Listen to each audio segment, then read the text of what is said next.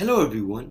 A 14-year-old boy named Muawa Siasne wrote a message on his school walls in Arabic, which translated to "Next, it's your turn, doctor," in the Syrian city of Dera in 2011.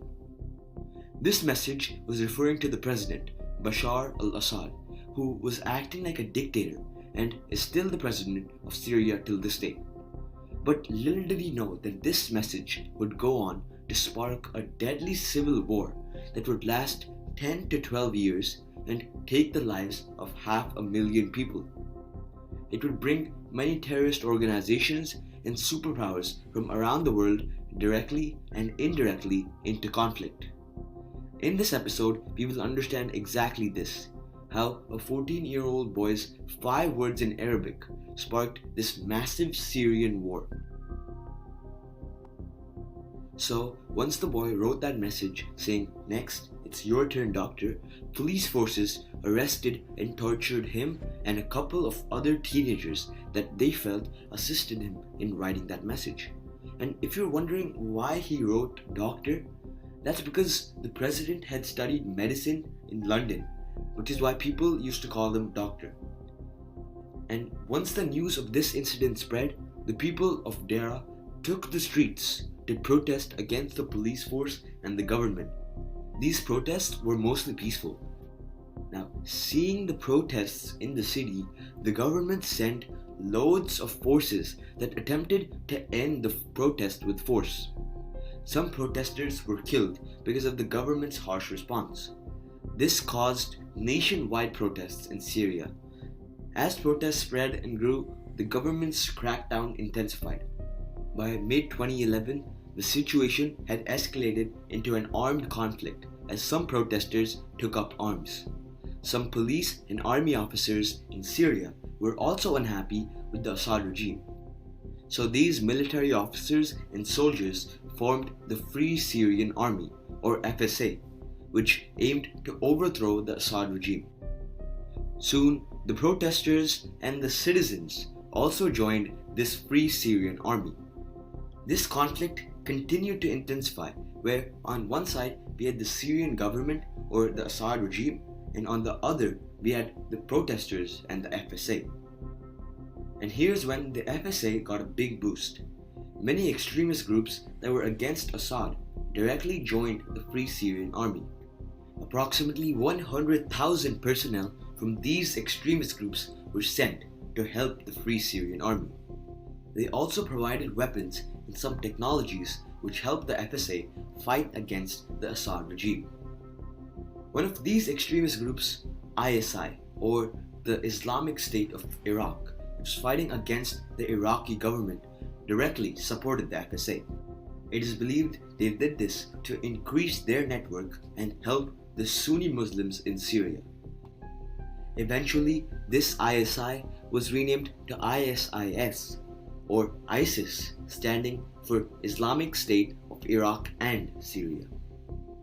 Now, while all this chaos was occurring all across Syria, the Kurdish population living predominantly in northeast Syria and southeastern Turkey saw their chance of fulfilling their dream of Kurdistan, a separate country for the Kurdish people. So they started capturing land from northeastern Syria because of this golden opportunity to form Kurdistan. So now the Free Syrian Army, Kurdish forces, and extremist groups like ISIS were all fighting against the Syrian government or the Assad regime. Here's when more countries begin to support the different sides in this war. First, Iran supported the Assad regime because they wanted a Shia Muslim leader to remain in power. This was because the Assad regime was comprised mainly of Shia Muslim leaders, including Assad himself. And since Iran is a Shia Muslim majority country, they supported Assad and his regime.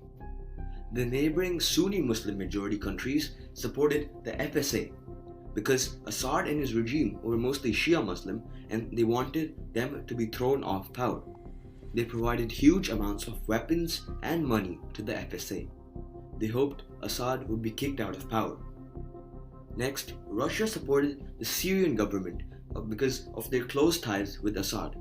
Also, the US and most of the other Western countries came together to support the Free Syrian Army and helped them attack the Assad regime.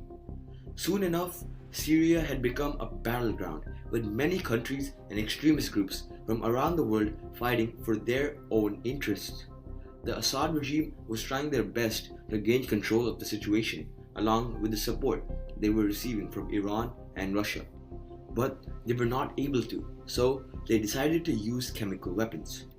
But that's a big no-no because there exists a treaty accepted by 188 countries which says the use of chemical weapons is a war crime.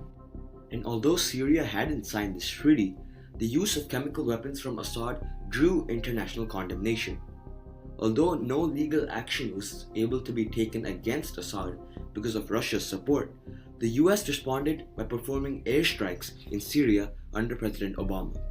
When Trump became US president, he withdrew all US involvement from Syria.